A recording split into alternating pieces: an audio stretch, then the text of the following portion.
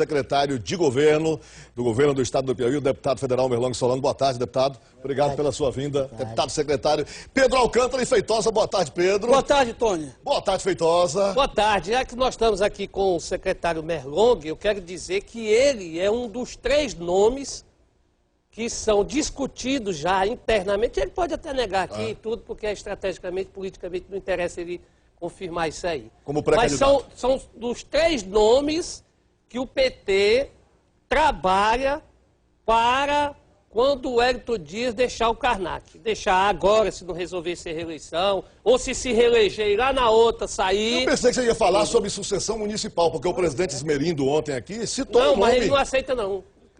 Já pulou para 2018. Tem que ser, política é assim.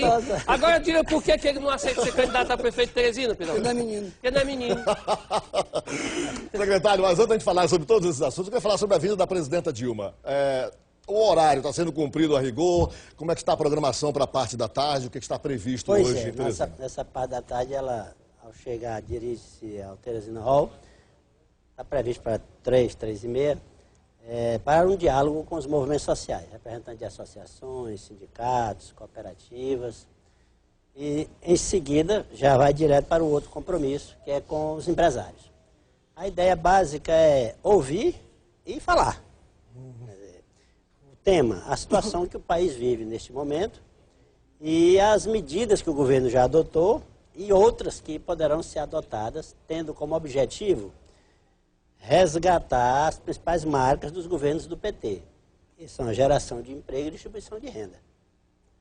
Para melhorar a qualidade de vida, da vida das pessoas como um todo, o básico é isso, gerar emprego e distribuir renda, porque a concentração de renda é uma das marcas fortes da nossa estrutura social.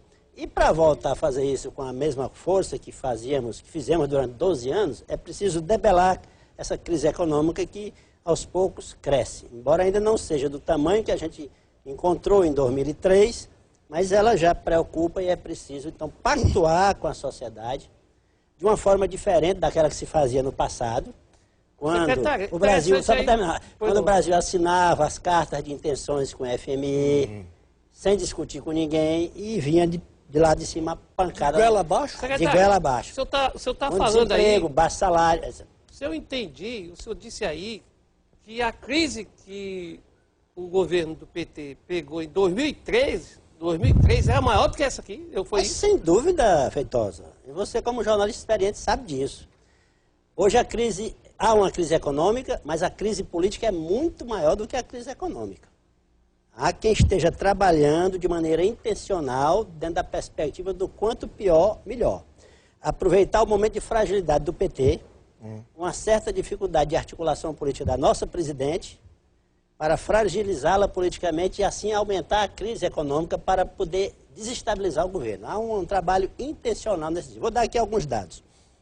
A inflação, estão fazendo todos esses carcel porque estamos acima da meta. Estamos aí em torno de 7,5%. Chegamos no governo com a inflação de 13%. O desemprego. A expectativa é chegarmos a 10, né? Pois é. Podemos chegar a 10. Chegamos agora a 9 e pouco, mas nos últimos 2 meses ela já está com tendência de baixa, viu, Tony? Certo. Nos últimos 2 meses a inflação já está com tendência de baixa, já foi mais baixa. Desemprego, que é outro item fundamental. O desemprego era de 12,5% em dezembro de 2012. Nós estamos agora com desemprego de 8%. Em dezembro passado, por que as pessoas estão estranhando? Porque em dezembro passado nós chegamos no nível de pleno emprego. 4,5% de desemprego é pleno emprego. É mais um desencontro entre quem está procurando emprego e quem está oferecendo. Ou desencontro físico ou desencontro de qualificação. Você está dizendo que, em se comparando com o próprio governo, com os números, vamos dizer, melhores que o governo tinha no passado, essa comparação hoje é que causa, portanto, esse ruído, vamos dizer. Sem dúvida. É Em relação ao próprio desempenho do governo Lula e do primeiro governo Dilma, nós estamos em situação pior. E, de fato, preocupa alguns setores industriais estarem desacelerando, o desemprego está aumentando e há o desequilíbrio das contas públicas. O senhor concordaria com a minha afirmativa de que se não houvesse esse momento de, vamos dizer, de insatisfação e de angústia da população por conta do petrolão, dos mensalões e outras coisas, a população não estaria, vamos dizer, nesse momento, mesmo numa crise econômica, um pouco mais confiante no governo, credibilizando mais o governo e dando a ele um crédito. Por exemplo, o governo fala em criar impostos ou ampliar impostos em alguns pontos. Onde é que ele vai encontrar sustentação na população para isso? O risco, por exemplo, de haver uma reação popular contra isso. Pois é, sem toda essa pressão política, sem toda essa fragilidade política que o PT atravessa nesse momento, o governo teria melhores condições de enfrentar a situação econômica. Exatamente. Porque a questão da confiança é um dos combustíveis da economia. Grandes empresários tomam decisões sobretudo as de longo prazo. De investimentos, né? Decisões de investimento, muito baseado também na situação política, porque sabe que tem muitas coisas, Feitosa, Pedro, que dependem de decisões que o Congresso toma. O Congresso está refém de uma pauta irresponsável. O Congresso está liderado na Câmara Federal por um homem que trabalha na perspectiva do quanto pior, melhor. O Eduardo Cunha. E o PSDB nacional, junto com o DEM e seus aliados, vão no mesmo sentido. O senhor não acha que... não se incomodam de repente, votar um aumento de 78% de aumento de salário. O senhor não acha que esse clima de beligerância, de enfrentamento com a Câmara, né, principalmente com o presidente da Câmara, porque o senhor, pela linha do seu discurso, o senhor faz parte da tropa de choque do PT, embora esteja aqui no Piauí, na mesma linha de pensamento. O senhor não acha que essa estratégia tem provocado resultados negativos, não, para o governo? Não, pode ser que sim, mas tem hora que a gente tem que expressar com todas as letras os fatos que estão acontecendo. Quer dizer, inegavelmente, o Eduardo Cunha tem tido um comportamento que em vários momentos beira a irresponsabilidade para com o conjunto do país.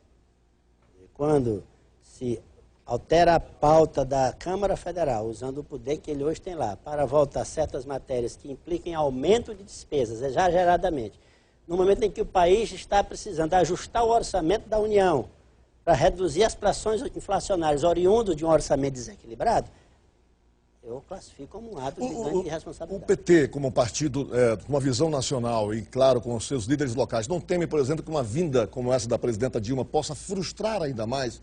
Porque, na prática, o que é que vamos evidenciar? Não, acredito que não frustra. Veja só. O que ela traz?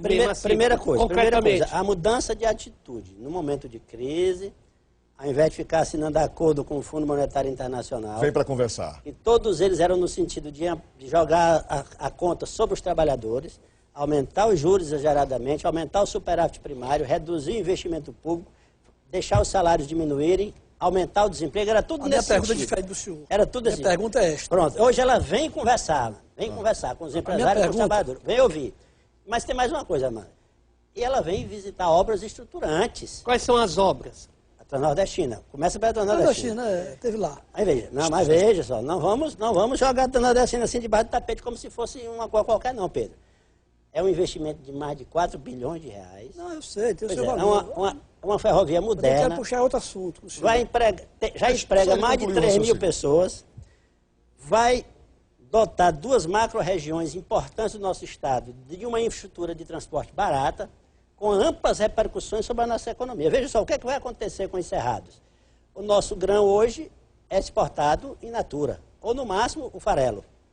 Ele vai ser transformado em proteína animal dentro do próprio Piauí. Ou seja, a agroindústria vai se instalar no nosso próprio território para produzir o frango, o suíno, portanto, aumentando e complexificando a cadeia produtiva no próprio estado do Piauí.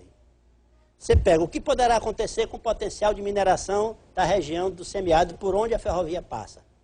Ele já poderá chegar em qualquer lugar do planeta a preços altamente competitivos, do trem passando para o navio. Em Recife, então, uma obra de grande envergadura. E se ela tivesse tido tempo, poderia visitar as eólicas. Se vocês quiserem conversar sobre o assunto, estou à disposição. Inclusive, nós estamos aqui com o secretário Luiz Coelho. É do governo, mas o Pedro está numa ansiedade danada. Não, é porque o Pedro está numa ansiedade, viu, Feitosa? Faz uma pergunta. O Pedro quer fazer uma pergunta aqui. Eu estou olhando para ele aqui, para o discurso dele, como se nós estivéssemos num país, numa situação maravilhosa. Eu também como se não tivesse trazendo um momento difícil. Mas eu reconheço que ele está no papel dele, ele é do partido do governo. Tem que passar. A pergunta é o seguinte, secretário. Havia um tempo aqui nesse país que tudo de mal que acontecia, havia um partido chamado PFL, que acabou com 10 anos. Depois desse tal de PFL veio o FHC. Fora FHC, saco de maldade do FHC. Tudo bem. O PT está com 13 anos no governo. 12, 13 anos. De quem é a culpa do país hoje ter sido rebaixado, da inflação estar em 2 dígitos, de não se pagar o 10º dos aposentados, de não pagar o PIS e o PASEP, essas coisas que estão acontecendo, que está visível. O Brasil foi rebaixado, secretário, está no SPC do mundo, no Serasa do mundo. Quem é o culpado disso? Ainda é o FHC? É lá o PFL? Não, Pedro, foi rebaixado por uma agência. Ainda tem 2 agências do mesmo porte que continuam dando ao Brasil grau de investimento. De quem é a culpa disso aí? Segundo, É só uma observaçãozinha que essa agência que rebaixou foi a mesma que elogiou quando Que ele elogiou que não foi. Pronto, que o Lula era presidente. É a mesma agência. Eu sei, eu tô Ela rebaixou informando, e Portugal, as outras Hungria, duas Grécia, também. Romênia. E eu Só para dar um exemplo. estou dizendo que outras 2 também conferiram. Tem 2 ainda. Ainda faltam 2, É. muito bem. Não disse aqui que não estejamos numa crise. Estamos numa crise. Mas a crise, como bem lembrou o Tony aqui, quando a gente adota como referencial os próprios índices dos governos do PT. Nós chegamos em 4,5% de desemprego, hoje estamos em 7,5%, 8%. Se fôssemos comparar com 2002, era 13%. Então ainda falta 4 pontos percentuais para a gente chegar na situação em que nós encontramos, porque nós não queremos chegar lá. Inflação de 7%, 8%, 9%, nós pegamos em 13%. Então ainda falta bastante para chegar lá. Mas ela já foi de 4,5%, já foi de 5%, de 6%. Então nós queremos é voltar para aí. Então há uma situação de dificuldade, Pedro. Há uma situação de dificuldade. Extrema Mas dificuldade, secretário. não é de extrema dificuldade, não. O O Brasil já secretário, enfrentou crises econômicas maiores. O senhor fala de números, No e quando campo fala de político, a números, dificuldade é grande. o senhor está falando de números com propriedade, a gente está Sim. vendo aqui. Agora, o que professor. se leva em consideração é o fato de que existe eu vou usar uma expressão que eu usei ontem aqui, com uma expressão técnica, uma crise de imagem. Uma questão da É uma população. crise política. Quer dizer, a população Crise brasileira política? olha para o governo Isso e diz aí assim. é decorrente da crise política. E aí isso afeta a questão da governabilidade. Quer dizer, na hora em que um governante começa a sofrer esta fragilidade, ele começa a ter dificuldades de fazer valer, inclusive, as suas posições. Inclusive na hora de fazer votar no Congresso, porque não encontra mais a mesma base. E aí começa a ter realmente grandes dificuldades. É aí, talvez o Pedro esteja tratando. Estejamos vivendo um momento crítico. No campo da política, estamos vivendo um momento crítico. Pois bem, no campo da política, No o que é campo que o da PT política? está fazendo para contornar essa situação? Já que ele entende que passa pela política para ele poder voltar a ter uma questão econômica estável. Uma das medidas é essa, a presidente sair do palácio, percorrer o Brasil conversando com a sociedade. Porque só com os partidos por si só não é suficiente o diálogo. Aham. É preciso voltar a ter um diálogo forte com os partidos, tentar reconstituir uma maioria no Congresso Nacional. Isso é necessário. Mas como é que vai Ao construir mesmo isso? O senhor tempo- acabou de desferir uma série de ataques ao presidente da Câmara. Sobre um deputado. Que Mas aí tem uma não liderança dá. grande hoje. Mas não dá para fugir de certas. Outra coisa, o senhor assuntos. disse aí que é uma crise A política. minha leitura é que a crise econômica vai para a política. Olha aí, ele disse aí que é uma crise Eu política. concordo Não que é a o contrário, política afeta a Tá econômica certo, mas de vamos uma aqui. forma A presidente demasiada. Dilma, a presidente Mas Dilma, começa a ter Tony, dificuldade. durante a campanha, Uma alimenta a outra. a presidente alimenta o Mas Dilma, a econômica Uma alimenta Talvez aí outra. estejamos entre o ovo e a galinha. Quem a nasceu presidente primeiro? Dilma disse durante a campanha que não haveria aumento de energia. Disse que não haveria aumento de impostos. Disse que a inflação estava controlada, Não teria desemprego. que não teria desemprego. Tudo isso está Tudo isso ocorreu. Então o senhor atribui isso só à crise política? E a situação econômica. Ah, Ela nunca disse que não tomaria as medidas que fossem necessárias para que a crise econômica não aumentasse. Ela nunca disse isso. Ela sempre disse, vou governar olhando para o interesse do conjunto do país, tomando as decisões que tiverem que ser tomadas para impedir que essa crise internacional amplie seus efeitos sobre o Brasil. Nós conseguimos postergá-la por vários anos, mas era impossível impedir que ela chegasse em algum momento. Era impossível continuar usando o orçamento público, como nós usamos ao longo de 12 anos, com sucesso, para fazer o país voltar a crescer, para fazer o país ter certas infraestruturas nas quais não se investia no passado, como em ferrovias, para fazer programas sociais que melhoraram enormemente a vida de milhões e milhões de brasileiros. Então chegou a hora do ajuste. Na hora que a crise internacional faz exercer seus efeitos sobre o Brasil, chega a hora do ajuste. E na hora do ajuste ela está mostrando uma coragem de tomar decisões, como por exemplo, de enfrentar decisões populistas que a Câmara tomou, que o Congresso Nacional tomou, de votar de repente um aumento de 78% para certos servidores. Ela foi lá e vetou sozinha. O Bolsa Família não é populista, não? Assumindo o ônus sozinha. Você já imaginou o que essa categoria está pensando dela? Não está gostando da decisão E o Bolsa Família não é populista, não? O Bolsa Família? Sim, não é populista, não? Em absoluto. É um programa que tirou o Brasil do mapa da fome, Feitosa.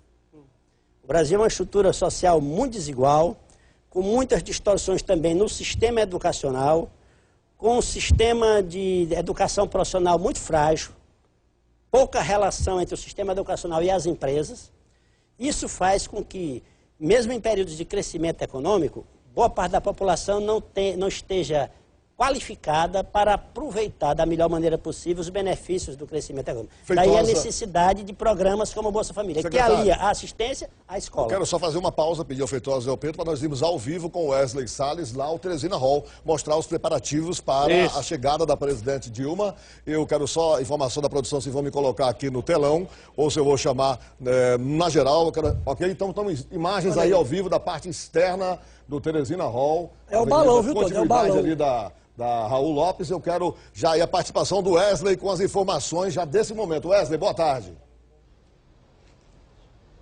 Boa tarde, Tony. Boa tarde a você que está no estúdio. Merlong Solano. Boa tarde também ao Feitosa Costa, ao Pedro Alcântara. Olha, você vê nesse momento realmente é uma movimentação intensa, segurança reforçada e muito. Acabaram de sair daqui pelo menos 3 carros da Polícia Federal, chegaram carros da Polícia Rodoviária Federal, a Polícia Militar do Estado do Piauí já fechou todo o cerco que dá acesso aqui ao Teresina Hall, onde logo mais, a partir das 3h30 da tarde, a presidenta Dilma Rousseff terá um encontro com movimentos sociais.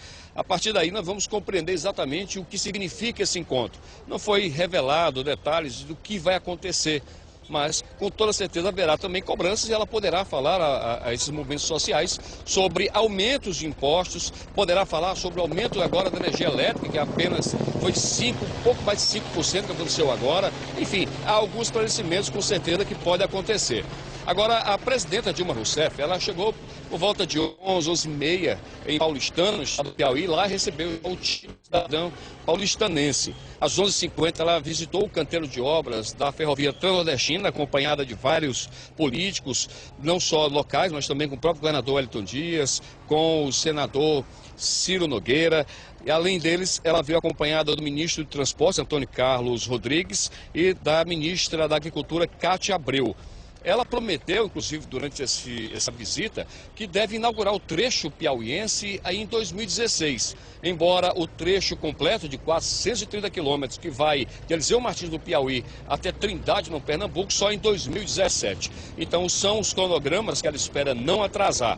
Lembrando sempre que a partir das 18 horas, Tony, amigo telespectador, ela terá um encontro com empresários, cerca de 80 empresários, em um restaurante na zona leste de Teresina. E lá ela deve sim ouvir muitas reclamações sobre os pesados impostos que estão agora, principalmente, afligindo o brasileiro de um modo geral. E o empresariado não fica de fora. Tony. Obrigado, Wesley, ao vivo, direto do Teresina Hall. Secretário Merlong, levando em consideração o que a gente estava conversando aqui, eu queria ouvir um depoimento do senhor. Se fosse o presidente Lula, nesse momento, mesmo com todas as circunstâncias atuais, a situação poderia ser diferente?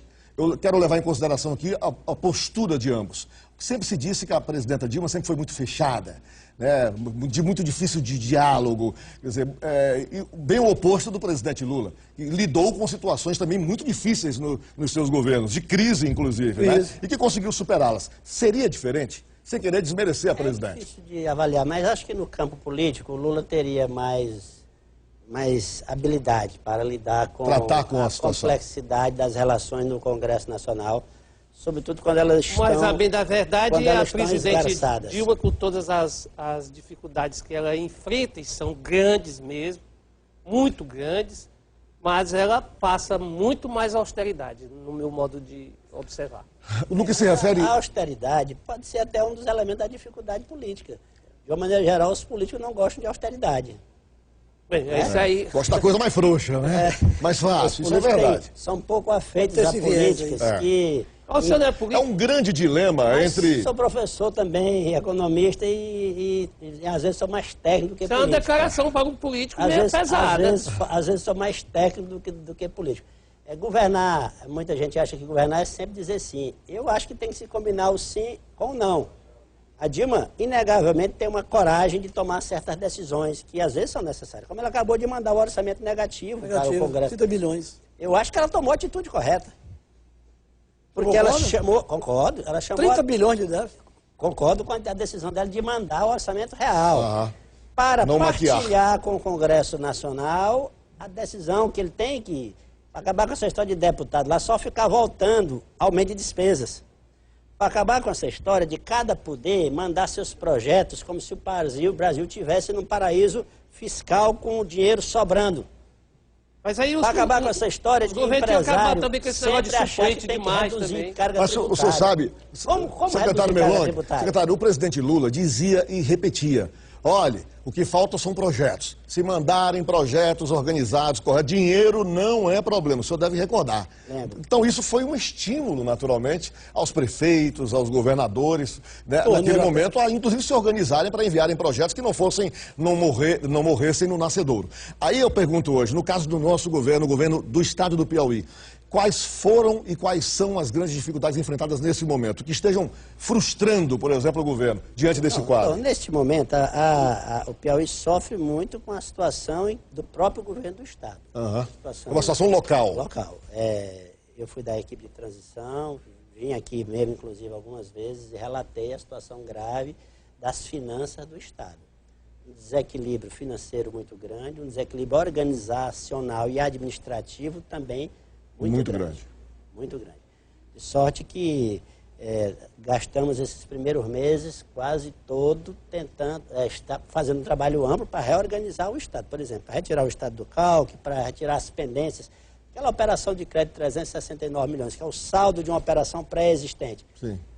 Já foi recebido somente quanto daquilo? 69 milhões. 69 faltam... Somente agora conseguimos reavivar aquele projeto, estava morto. Eram tantas as dificuldades que o Ministério queria classificar, da Fazenda, queria classificar como uma nova operação de crédito. Se tivesse tido feito isso, talvez a gente tivesse perdido o dinheiro. Mas aí o governador conseguiu com a presidente Dilma que não, vamos tratar como uma operação pré-existente, resolvam as pendências. Foram 7 meses para resolver as pendências. De prestação de conta, de retirada do cálculo. Vejam só. Isso tudo faz com que a gente, digamos assim, no momento em que o próprio governo federal tem dificuldade de liberar recursos, tem a dificuldade, às vezes, até de solicitar, porque muitas vezes o governo federal pode dizer assim, rapaz, você já tem tantos milhões nas contas aí e não está conseguindo ainda desembaraçar. Mas eu quero, Tony, se você me permite, chamar a atenção para um aspecto de diferença entre a crise que a gente vive hoje. Há uma crise, Pedro, eu não disse que não tem crise, econômica também. Está dizendo Porque agora. o senhor bota a culpa só na política. Está dizendo agora. Não, há uma crise política. Mas você está afirmando com que é ênfase maior agora. do que Ele a está crise dizendo agora que eu econômica. adverti. A crise política é maior do que a econômica.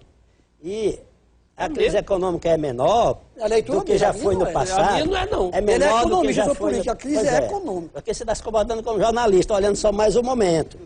Mas Vossa Excelência, como secretário, fica não se difícil a entende. gente dizer que a crise Vossa Excelência, como política é governista. maior do que a crise econômica, Vossa Excelência, como secretário. governista. Convenhamos. É verdade. Nós somos jornalistas, o senhor é um governista. E Cada um seu economista. papel. E economista, veja. Quando é que foi possível, numa época de crise, uma presidente visitar o Brasil e ter a opção de visitar 2 obras estruturantes da envergadura de uma ferrovia, como a Transnordestina, ou dos parques eólicos da Serra do Araripe? Mas não começou hoje, não. Veja. Não, Essas obras- começou no governo Lula. Pois é, então... Mas as eólicas Processo. foram... Pois é, mas estou falando de um processo, justamente uma mudança de atitude, de um estilo de governo em relação aos estados periféricos. Uma mudança de atitude em relação a tomar investimentos, retomar investimentos ou iniciar em áreas estratégicas. Olha, a barragem de Boa Esperança completou agora 45 anos. Produz 250 megawatts. O que nós estamos fazendo em termos de eólica no Piauí vai chegar a 2.500 megawatts no ano que vem. Equivale a quantas barragens? No ano- Equivale 10 a vezes barragens. mais? 10 barragens. 10 barragens. 10 vezes mais que a barragem de Boa Esperança. Está surgindo naquela região uma nova classe média rural. É R$ 1.500. Eu estou falando só do dono de um pequeno terreno que aluga lá uma área de 30 metros quadrados de diâmetro, para botar uma torre que tem 80 metros de altura, R$ 1.500 por cada torre. Está surgindo uma nova classe média rural naquela região. O nosso tempo está esgotado, infelizmente. Mas o fazer senhor uma volta. reportagem. O senhor volta, inclusive, para falar da repercussão da vinda da presidenta Dilma. Para a gente Eu discutir. sugiro a você que paute uma reportagem com essa nova classe média rural. Com certeza, só o E eu me secretário nos ofereço, dá. inclusive, para fazer. Olha o Feitosa. E pegar todos os aspectos. Todos os O aspectos. Piauí deixa Como de diz ser... o Chico Viana, palmirar todas as realidades. O Brasil, o Piauí vai ser fornecedor de energia limpa para o Brasil. Obrigado, secretário Abraço. Merlong. O senhor tem, inclusive, compromisso agora, né? Nós Tem, estamos aí tem. furtando o tempo do senhor. Obrigado Correio, pela sua vinda, correio. pela sua atenção num dia que eu considero realmente especial a vinda da presidenta ao Sempre nosso bem-vindo estado, aqui, né? Foi um- É uma distinção dobrada do Um senhor. entrevistado de Professor, qualidade. fala bem. né? Entrevistado de qualidade. E que entende as perguntas, as nossas Quando perguntas. vocês apertam, a gente se esforça Claro, mais. claro. Democrata. É democracia, né? É, exato. Obrigado, secretário. Vamos com a Sayuri e as ofertas do